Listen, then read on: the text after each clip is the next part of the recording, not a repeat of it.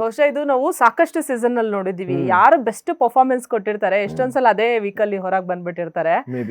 ಬಹುಶಃ ನಿಮ್ದು ಹಾಗೆ ಆಯ್ತು ಅನ್ಸುತ್ತೆ. ಓಕೆ, ಇನ್ನ ನೀವು ಸ್ವಲ್ಪ ಈ ಕಿಚನ್ ಅಲ್ಲಿ ಜಾಸ್ತಿ ಕಾಣಿಸ್ಕೊಂಡಿದ್ದೆ, ಏನಾದ್ರು ನಿಮಗೆ ಎಫೆಕ್ಟ್ ಆಯ್ತಾ ಅಂತ? ನಾಟ್ ರಿಯಲಿ, ನನಗೆ ತುಂಬಾ ಖುಷಿ ಕೊಡ್ತಿದಂತ ಜಾಗ ಅದು. ಅಂಡ್ ಕಿಚನ್ ಅಲ್ಲೇ ಜಾಸ್ತಿ ಇದ್ದೆ ಅನ್ನೋ ಕಾರಣಕ್ಕೆ ಬೇರೆ ಏನು ಮಾಡ್ಲೇ ಇಲ್ಲ ಅಂತಲ್ಲ. ಯಾಕಂದ್ರೆ ಪದೇ ಪದೇ ಮಂಜೂರ್ ಅದನ್ನ ಪಾಯಿಂಟ್ ಮಾಡ್ತಾನೆ ಇರ್ತಾರೆ ನಿಮಗೆ, ಅದನ್ನೇ ಪಾಯಿಂಟ್ ಮಾಡಿ ಹೇಳ್ತಾರೆ. ನೆನ್ನೆ ಪಂಚ್ ಮಾಡ್ಬೇಕಾದ್ರೂ ಕೂಡ ಅವ್ರು ಅದನ್ನೇ ಪಾಯಿಂಟ್ ಹೇಳ್ತಾರೆ. ಅದು ಅವ್ರ ವ್ಯಕ್ತಿತ್ವಕ್ಕೆ ಸೂಟ್ ಆಗಲ್ಲ ಅಂತ ನನ್ಗೆ ಅನ್ಸುತ್ತೆ. ಯಾಕಂದ್ರೆ ಕಿಚನ್ ಅಲ್ಲಿ ಮಾಡಿದಂತ ಅಡುಗೆ ತಿಂದು ತುಂಬಾ ಖುಷಿ ಪಡುವಂತ ವ್ಯಕ್ತಿಗಳಲ್ಲಿ ಮಂಜಣ್ಣ ಕೂಡ ಒಬ್ರು. ತುಂಬಾ ಚೆನ್ನಾಗಿದೆ ಚಿನ್ನ ಅಂತ ಬಾಯಿ ತುಂಬಾ ಹೊಗಳುವಂತ ವ್ಯಕ್ತಿ ಅವರು. ಸೊ ಅವರೇ ಆ ಪಾಯಿಂಟ್ ನ ತಗೊಂಡಾಗ ನನಗೆ ತುಂಬಾ ಬೇಜಾರಾಗಿತ್ತು.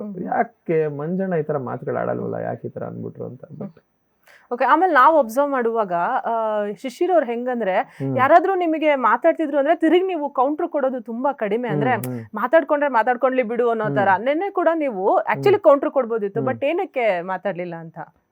ನನಗೆ ಕೆಲವೊಂದು ವಿಚಾರಗಳನ್ನ ಇಗ್ನೋರ್ ಮಾಡೋ ಅಭ್ಯಾಸ ನನಗೆ. ನಂದೊಂದ್ ಸ್ವಲ್ಪ ಡೋಂಟ್ ಕೇರ್ ಆಟಿಟ್ಯೂಡ್. ಮಾತಾಡ್ತಾ ಇದ್ದಾನೆ, ಮಾತಾಡ್ತಾ ಇದಾರೆ ಮಾತಾಡ್ಕೊಳ್ಳಿ, ಅದರಿಂದ ನನಗೇನು ಎಫೆಕ್ಟ್ ಆಗಲ್ಲ. ಬಟ್ ತುಂಬಾ ಏನಾದ್ರು ಪರ್ಸನಲ್ ಆಗಿ ಏನಾದ್ರು ಬಂತು ಅಂದ್ರೆ ಬಿಟ್ಟಿದ್ದಂತೂ ಖಂಡಿತ ಇಲ್ಲ. ನೋಡಿರ್ಬೋದು ಮೊದಲನೇ ವಾರದಿಂದ ತುಂಬಾ ಪರ್ಸನಲ್ ಆಗಿ ಏನಾದ್ರು ಮಾಡ್ತಾ ಇದಾರೆ, ತುಂಬಾ ಪರ್ಸನಲ್ ಆಗಿ ಏನಾದ್ರು ಹೇಳ್ತಾ ಇದಾರೆ, ಅಥವಾ ತುಂಬಾ ಟಾಂಟ್ ಮಾಡ್ತಿದಾರೆ ಅಂದ್ರೆ ಯಾವತ್ತೂ ಬಿಟ್ಟಿಲ್ಲ. ಫಾರ್ ಎಕ್ಸಾಂಪಲ್, ಈ ವಾರದ ನಾಮಿನೇಷನ್ ತಗೊಂಡಾಗ ಮಂಜಣ್ಣ ಹಾರ್ಟ್ ಕೊಟ್ಬಿಟ್ಟು ಚುಚ್ಚಿದಾಗ ನನಗೆ ಅಲ್ಲೇ ಅದನ್ನ ತಗೊಳಕ್ ಆಗ್ಲಿಲ್ಲ ನನಗೆ. ಅದಕ್ಕೆ ಅವ್ರಿಗೆ ಅಲ್ಲೇ ಸರಿಯಾಗಿ ಕೊಟ್ಟೆ.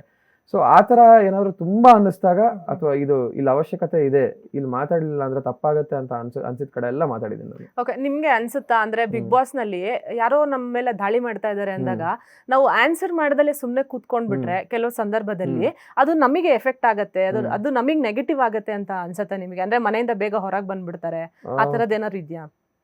May be ಇರ್ಬೋದೇನೋ. ಬಟ್ ನನ್ನ ವ್ಯಕ್ತಿತ್ವ ಅದಲ್ಲ. ನಾನು ಮೊದಲಿಂದಾನು ಹಂಗೆ ಇದ್ದವನು. ನಾನು ಎಲ್ಲಿ ವಾಯ್ಸ್ ಔಟ್ ಮಾಡ್ಬೇಕು ಅಲ್ಲಿ ಮಾಡ್ತಾ ಇದ್ದೆ, ಎಲ್ಲಿ ಸ್ಟ್ಯಾಂಡ್ ತಗೋಬೇಕು ಅಲ್ಲಿ ತಗೋತಾ ಇದ್ದೆ.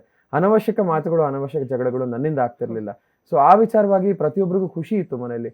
ಬಟ್ ಇತ್ತೀಚೆಗೆ ನಾಮಿನೇಷನ್ಸ್ಗೆ ರೀಸನ್ ತಗೋಬೇಕಾದ್ರೆ ರೀಸನ್ ಸಿಗ್ತಿರ್ಲಿಲ್ವೋ, ಸಿಕ್ತಿಲ್ದೇದಿದ್ ಕಾರಣಕ್ಕೆ ಈ ತರ ರೀಸನ್ಸ್ ತಗೋತಾ ಇದ್ರು ಗೊತ್ತಿಲ್ಲ. ಬಟ್ ನನಗಂತೂ ನಾನು ಇದ್ದಿದ್ ರೀತಿ ನನಗೆ ಖುಷಿ ಇದೆ.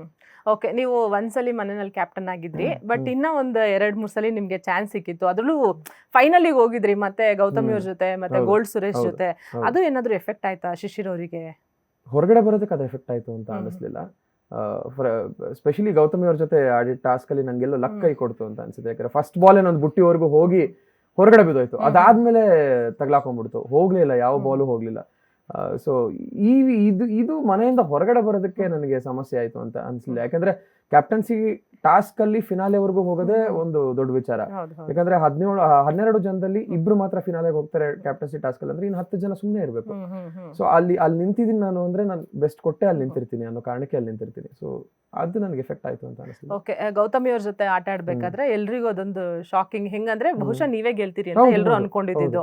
ಬಟ್ ಏನಾಯ್ತು ಅವತ್ತು ಎಕ್ಸಾಕ್ಟ್ ಆಗಿ ಅಂತ? ಯಾಕಂದ್ರೆ ಗೌತಮಿ ಜೊತೆ ನೀವು ಸೋತ್ ಬಿಡ್ತೀರಿ, ಗೌತಮಿ ಅಪೋಸಿಟ್ ಅಲ್ಲಿ. ಏನಾಯ್ತು ಎಕ್ಸಾಕ್ಟ್ ಆಗಿ ಅವತ್ತು? ಅದೇ, ನಾನು ಅವತ್ತು ಫಸ್ಟ್ ಬಾಲ್ ಹಾಕ್ದಾಗ ನಾನು ತುಂಬಾ ಕಾನ್ಫಿಡೆನ್ಸ್ ಅಲ್ಲಿ ಒಂದ್ 5 ಸೆಕೆಂಡ್ ಅಲ್ಲಿ ಹೊಟ್ಟೋಯ್ತು, ಬುಟ್ಟಿ ಹತ್ರನೇ ಹೊಟ್ಟೋಯ್ತು, ಆಮೇಲೆ ಬಿದ್ದೋಯ್ತು. ಅದಾದ್ಮೇಲೆ ಯಾವ್ದೋ ಒಂದು ಹರ್ಡಲ್ ಹತ್ರ ಬಾಲ್ ಸಿಗಾಕೋಯ್ತು. ಆ ಹರ್ಡಲ್ ಪಾಸ್ ಆಗಕ್ ಆಗ್ಲಿಲ್ಲ. ಅದೇನಕ್ಕೆ ಅಂತ ಗೊತ್ತಾಗ್ಲಿಲ್ಲ. ಮೋಸ್ಟ್ಲಿ ಅಲ್ಲಿ ಸಿಗಾಕೊಂಡಾಗ ಹೋಗ್ತಿಲ್ಲ ಅನ್ನೋ ತಲೆಯಲ್ಲಿ ಕುತ್ಕೊಂಡ್ಬಿಡ್ತಾ, ಅಥವಾ ಕಾನ್ಶಿಯಸ್ ಆಗೋದ್ನ ಈ ತರದ್ ಏನಾದ್ರು ಜಾಸ್ತಿ ಆಗೋಯ್ತು ಅನ್ಸುತ್ತೆ ಮೋಸ್ಟ್ಲಿ.